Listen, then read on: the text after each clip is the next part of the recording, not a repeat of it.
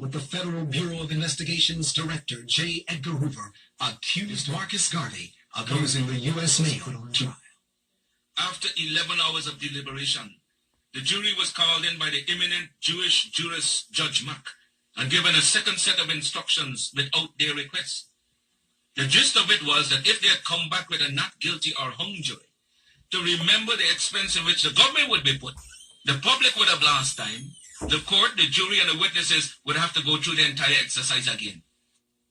They went back into the jury room and 30 minutes later came back with a verdict.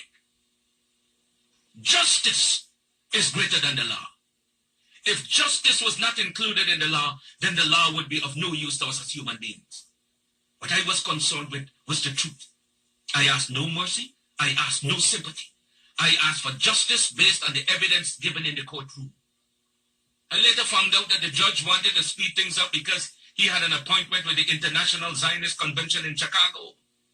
It was also due to the fact that I had acquired my first set of papers for naturalization.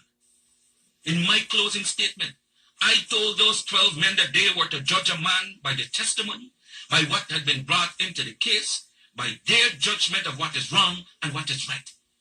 You may condemn the body, but not the soul. It was not in their power to condemn the body. God condemns the soul. Judge me, and God will judge you for judging Marcus Garvey. The trial took 5.5 weeks, and every day I had a fight with the district attorney.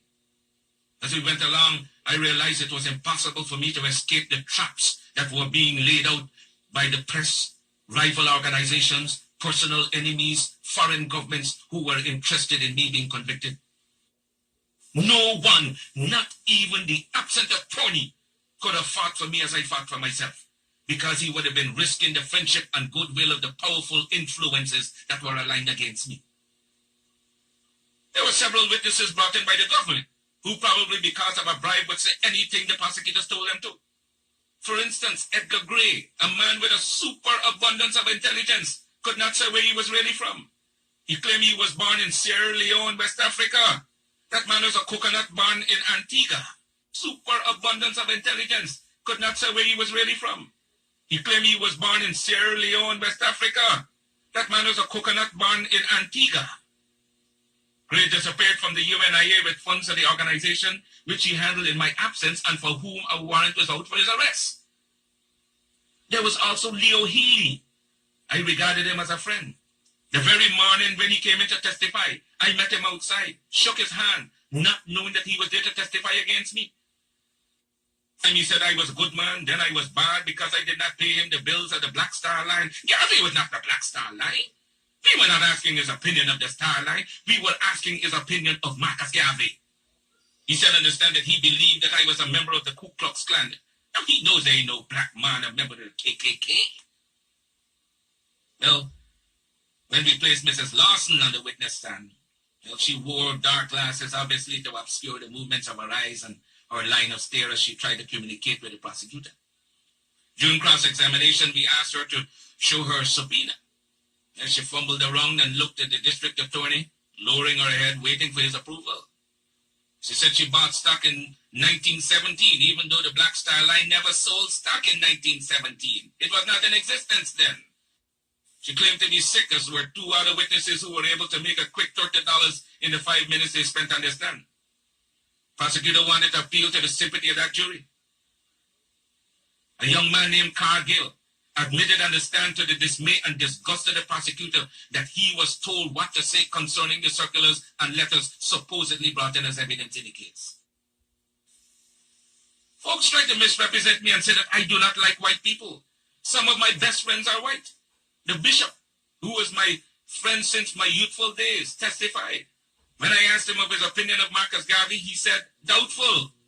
They didn't understand what he meant. I was a public man. Opinions differ. Surely some men are doubtful of me and some are not. He didn't say that Garvey was doubtful. When I asked him for his personal opinion, the question was objected to and sustained by the judge, claiming that it was an improper question. There were some white-controlled newspapers who felt that I was railroaded. I remember one of them stated that my troubles began when I stepped on the toes of France and Great Britain, and that it was a very grave question whether justice had been in my case. After I was found guilty, They released me on $25,000 bail pending the hearing of the appeal.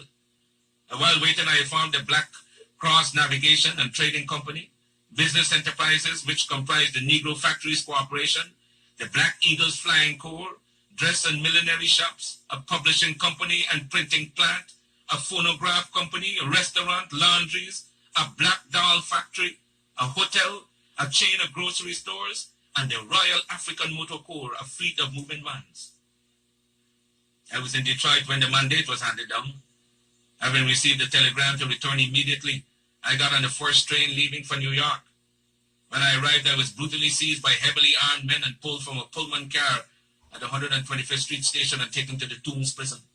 Oh, that there are certain people who do not like me because I am black. They do not like me because I was not born in the United States. Some Irish slave master gave my great-great-grandfather's name. Garvey is not an African name. It's Irish. Garcia is not African, nor is Thompson or Johnston. They were inherited from our slave masters, English, French, Irish, or Scotch. If I was born in Jamaica, it was no fault of mine. It was because the slave ship which took me to Jamaica did not go to American ports, and that is how some Negroes in America were not born in the West Indies. Mr. Garvey, why would you want to stand up to a great republic like America? We're not fighting America. We're not fighting this great government. Then what are you doing? We're fighting hypocrisy and lies, and this we're going to fight until the bitter end. Are you fearful of being deported? There's no federal law whereby I could be processed against on the grounds of being an undesirable from the point of view of deportation. Yes, there is. Under Section 19 of the Act to regulate the immigration of aliens to and their residence in the U.S. I arrived in this country on March 23, 1916. Today is June 18, 1923. That law still has not been enacted. When the NAACP says, and I quote, Garvey must go. Which is why J. Edgar Hoover has trumped up these charges against me. Do you think it was a good idea to fire your attorney? Yes. Do you think that representing yourself could backfire on you? No, I do not. Why not? The Constitution allows every man the privilege to defend themselves, to prove his innocence before an American court of justice, and so I decided to do so irrespective of being a lawyer. District Attorney Mattock asked the jury, quote, gentlemen, will you let the tiger loose? What's your reaction? Guilty men are afraid of jail. I'm as much at home in jail for the cause of human rights as I am in my drawing room. Well, what did you think of Mr. Dancy's testimony? Mr. Dancy was used by this government to testify against me. You heard him when the prosecutor asked him whether any of the letters were from the Black Star Line. He couldn't remember. He couldn't remember. Mr. Dancy can't read. My life is at stake and he couldn't remember. What happened in that courtroom was a charade. You all know he was just lying through his teeth. For a foreigner, why are you making all these waves? Even George Harris, editor of the New York News, a colored newspaper published in Harlem, referred to you as an alien. An alien is one who enters a country on his own account without any invitation and who domiciles himself in that portion of the country because of his own desire. Isn't that exactly what you fathers? But against my will, by stubborn protest, somebody seized me and brought me here for my silent repose in Africa 300 years ago. When they get rid of you, then what? This is only the first Marcus Garvey. There will be other cubs in the fold. Part of my trial is that I was indicted along with others for conspiracy to use the United States mails to defraud in promotion of the Black Star Line Steamship Company. Yet my conviction was void of conspiracy in that I alone was convicted. If I understand my conviction clearly, I was convicted for selling stock in the Black Star Line after I knew to be insolvent. The difference between us and the trial court is that they wanted a conviction. All the others who had more to do with the actual selling of stock than I went free because they were not wanted. I received the fullest penalty that the law could impose. 5 years in the penitentiary, the maximum fine of $5,000 as provided by the law, and the entire cost of the case, a condition not generally imposed maybe once in 25 years. It was not Marcus Garvey on trial. It was not a question of money on trial. It was the principle of a race fighting for liberty on trial. And when you attack the principles of the UNIA, Garvey goes to war, and he remains on the firing line until he passes away or until Victor perches on the banner. I am going to prison because I dare to serve you, neglect my home, a loyal and dear woman, my wife, and myself. Above all, the things I prize most in the world is the honor of my name.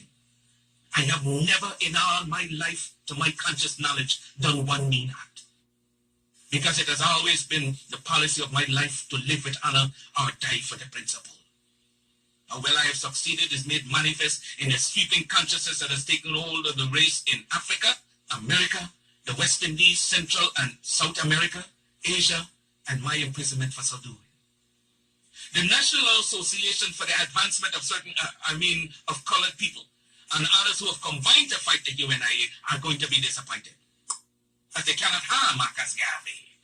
Not Judge Mack, not J. Edgar Hoover, not W.E.B. Du Bois and his Blue Vein Society, nobody. The history of the movement is now being written. Do you know what history means? History is the guidepost of a race. It is the inspiration for succeeding generations either to go forward or stand still, either to revenge or be revenged. I had a motive and a purpose. It was a crying voice from the grave that said, Garvey, we have suffered for 250 years for your day and time. We expect something of you at this hour. The prejudice against us as an African people is not because of color. It's because of our condition. The prejudice against us as an African people is not because of color. It's because of our condition. If we must have justice, we must be strong. If we must be strong, we must come together. If we must come together, we can only do so through the system of organization. But to fight for African redemption does not mean that you must be disloyal to any government or country wherein you were born. It is not our purpose or intention to send all black people back to Africa. No! Those of us who leave America to go settle permanently in Africa will become pioneers, pilgrim fathers of the new nation. The African race became strong in Africa. It could be strong everywhere. That's why the other day I said Obama is not a Martin Luther King, that person who leading the black movement.